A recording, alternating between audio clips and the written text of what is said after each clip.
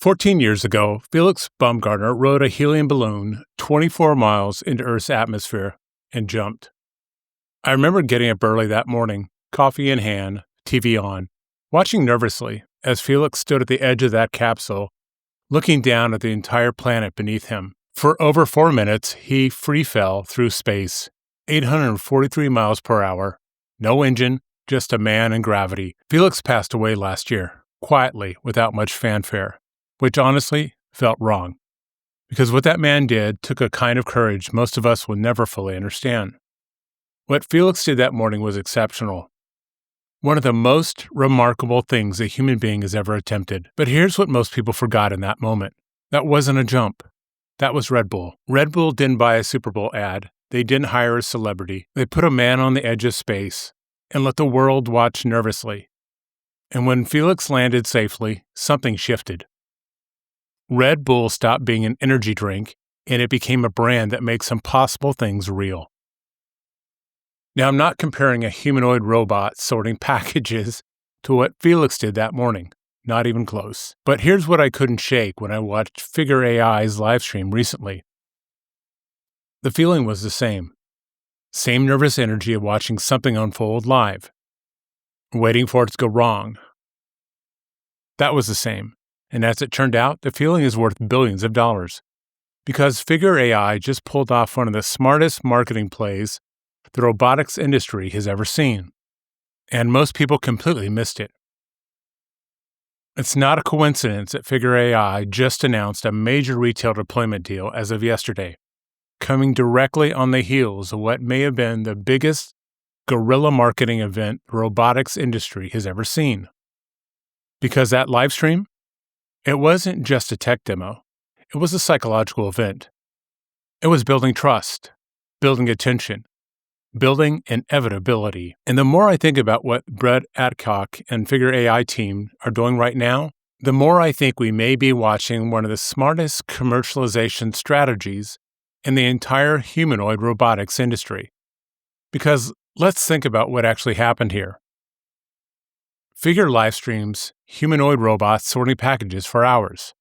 Not polished edits, not cinematic trailers, a live stream. People watched waiting for mistakes, waiting for failures, waiting for one of the robots to break down.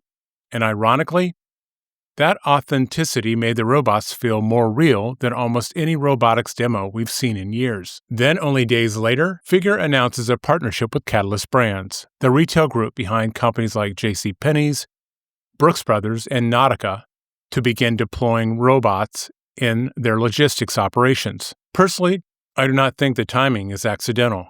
I think the live stream may have actually been part of the sales strategy itself.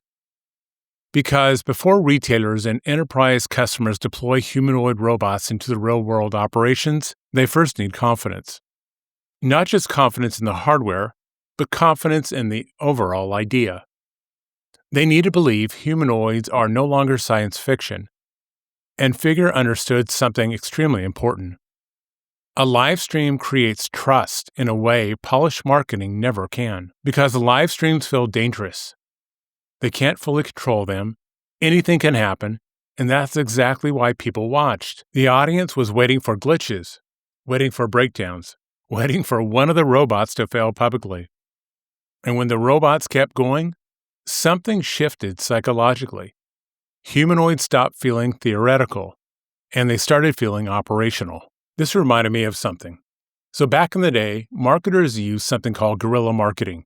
The idea was simple. You didn't need the biggest advertising budget. You just needed the most attention. You needed something unconventional, something people talked about organically, something that dominated conversation. And some of the biggest brands in the world mastered this strategy. Red Bull didn't become a global brand because people thought the drink tasted amazing.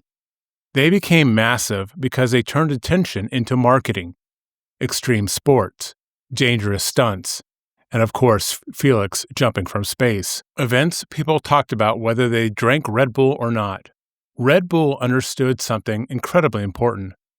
If you can dominate the conversation, you can dominate mindshare. And watching Figure AI lately, I can't help but feel like Brett Adcock understands this concept extremely well. Because think about what happened after the live stream. Social media exploded with clips. People started debating Tesla versus Figure again. In fact, I did a whole episode about it. Reaction videos started showing up everywhere. People were discussing endurance, reliability, commercialization, warehouse deployment, and the robots even had names. That's important, because the moment people emotionally invest in whether a robot survives the shift, you are no longer just showcasing technology. You are shaping a narrative. And then immediately after dominating the robotics conversation for days, Figure announces a partnership with Catalyst Brands. The sequence matters, because the live stream built public trust first. Then came the commercial validation. That is incredibly smart positioning. And here's what I think is really happening. Figure AI is not simply selling robots right now. They're selling belief.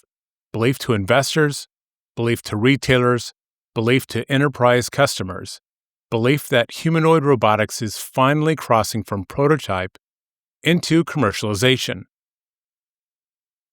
And every public event they do reinforces that idea. The live stream, the public demos, the partnerships, the media coverage, all of it pushes the same message. Humanoid robots are no longer coming someday. They are beginning to arrive now. And whether people realize it or not, that kind of narrative matters enormously in emerging industries. Because people's perception influences adoption. Enterprise customers do not want to feel like they are making reckless bets. They want confidence. They want proof. They want to see other companies moving first. And Figure appears to understand that dynamic extremely well. Now, strategically, warehouse logistics is probably one of the smartest entry points imaginable for humanoid robots, because warehouses are repetitive, structured, and physically demanding, difficult to staff consistently. This is not a robot trying to navigate the unpredictability of a household.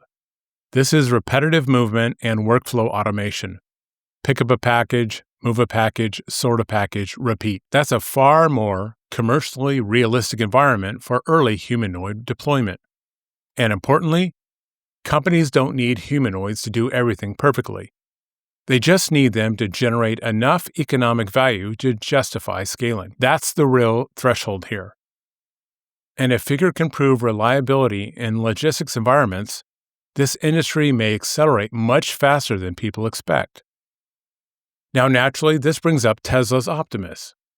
And right now, the approaches between Tesla and Figure look very different.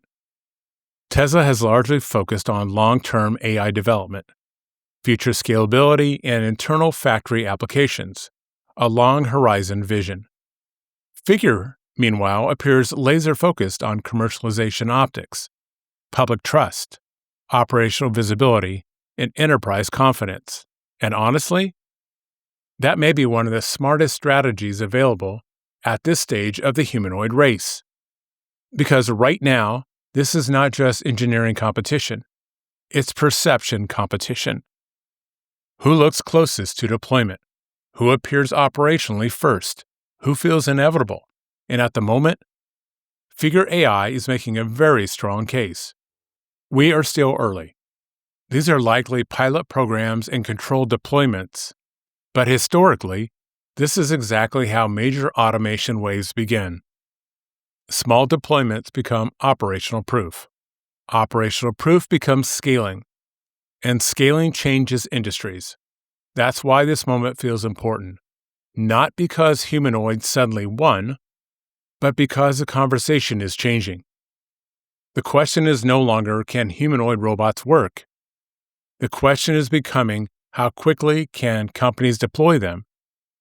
That is a completely different phase of the industry. And honestly, Figure AI understands something many robotics companies still don't.